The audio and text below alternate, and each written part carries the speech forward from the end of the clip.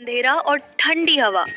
गब्बर खान गुफा के पास बैठा है, उसकी आंखों में लाल चमक।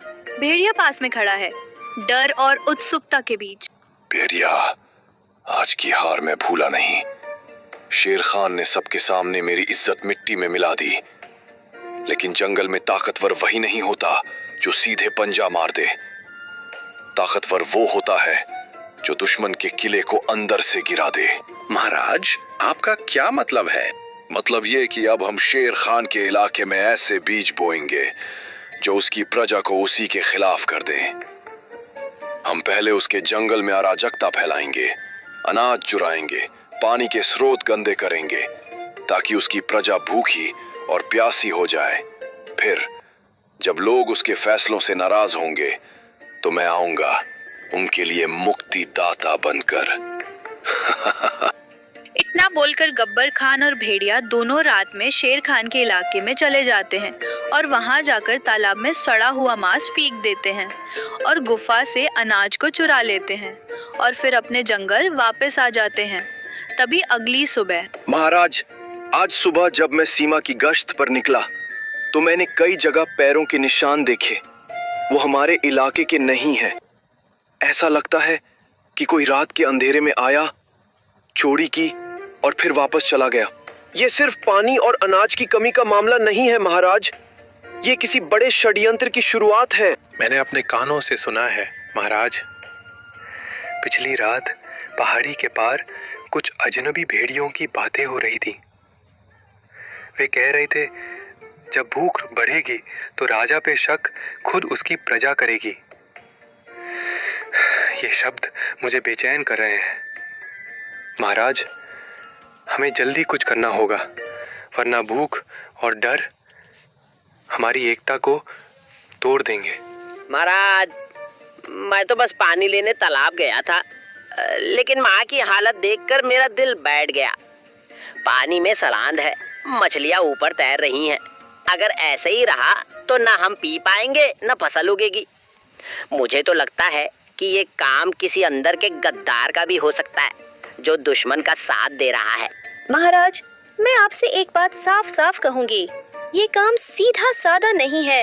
ये योजना किसी ऐसे के दिमाग से निकली है जो हमें अंदर से कमजोर करना चाहता है। गब्बर खान के पंजे सीधे हमारे इलाके तक नहीं पहुंच सकते, लेकिन उसकी चालाकी जरूर पहुंच सकती है।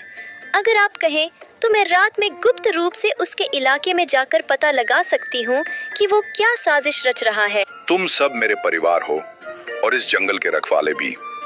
अर्जुन, तुम सीमाओं की चौकसी दोगुनी कर दो। भीम, तुम अपनी ताकत से पानी के तालाब को साफ करने में मदद करो। गोविंद, तुम गांव-गांव घूमकर सबको हौसला दो ताकि डर फैलने न पाए। और चपला, तुम मेरी आंख और कान बनकर गब्बर के इलाके में जाओ और सच लेकर लौटो। अगर गब्बर ने सच में ये वार किया है तो अगली लड़ाई जंगल की सबसे बड़ी लड़ाई होगी। के सन्नाटे में लोमड़ी चपला शेर खान के आदेश पर गब्बर खान के इलाके की ओर बढ़ रही थी। उसके हल्के हल्के कदम सूखी पत्तियों को भी आवाज नहीं करने देते थे।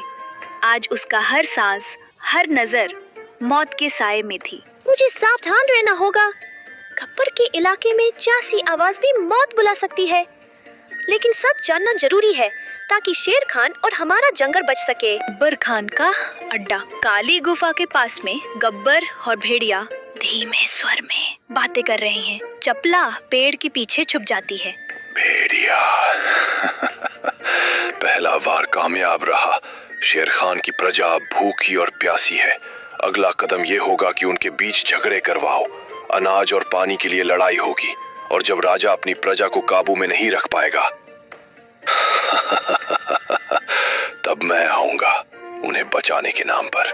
महाराज, लेकिन अगर शेर खान को शक हो गया तो? शक से क्या होगा?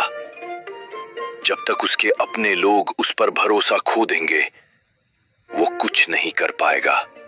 याद रख भेड़िया, शेर को हराने के लिए उसके पंजे नहीं, उसके दिल पर वार करो। चपला ये सुनकर हैरान रह जाती है। उसके कान खड़े हो जाते हैं, लेकिन तभी पास में एक सूखी टहनी टूट जाती है और हल्की सी आवाज गूंजती है। महाराज, कुछ आवाज आई। कौन है वहाँ? चपला तेजी से झाड़ियों में से निकलकर अंधेरे में गायब हो जाती है। गब्बर और भेड़िया उसका पीछा करने की कोशिश करते हैं, लेकिन वो लोमड़ी की फुर्ती से बच निकलती है। और अगली सुबह महाराज, मैंने सब सुन लिया है। गब्बर खान हमारी प्रजा को आपसे अलग करना चाहता है।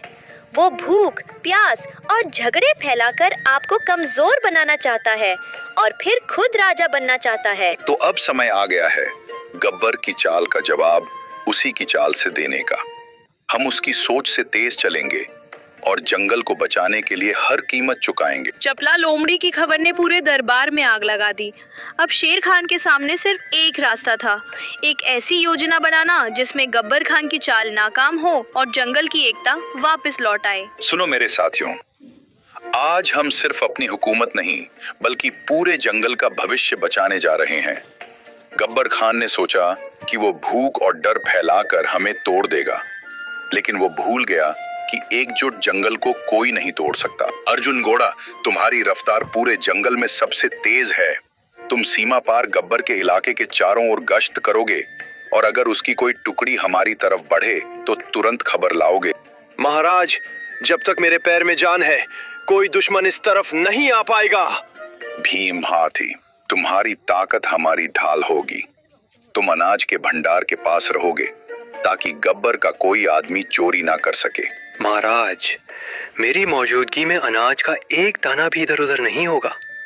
गोविंद गधा, लोग तुम्हें कम आंकते हैं, लेकिन तुम्हारी याददाश्त और सहन शक्ति सबसे बड़ी ताकत है। तुम जंगल के हर घर जाओगे और सबको समझाओगे कि गब्बर की अफवाहों पर भरोसा ना करें। महाराज, जब तक मेरी आवाज पहुंचेगी कोई भी अपने राजा पर भरोसा खोएगा नहीं। पंथी चूहा, तुम्हारा कद छोटा है लेकिन काम बड़ा। तुम गब्बर के अड्डे के अंदर घुसकर उसकी खाने पीने की चीजें कुतर दोगे ताकि उसकी टोली कमजोर हो जाए। समझ जाइए महाराज, अब गब्बर को दांत दिखाने से पहले दांत साफ करने पड़ेंगे। और चपला, तुम्हारा काम सबसे मुश्किल है। तुम गब्बर के बीच फूट डालोगी। भेड़िए को यकीन दिलाओ कि गब्बर उसे धोखा देने वाला है और जब उनके बीच लड़ाई होगी हम वार करेंगे। महाराज, गब्बर को नहीं पता कि खेल अभी शुरू हुआ है। योजना बन चुकी थी। अब ये सिर्फ ताकत की लड़ाई नहीं थी, ये थी दिमाग, हिम्मत और एकता की परीक्षा।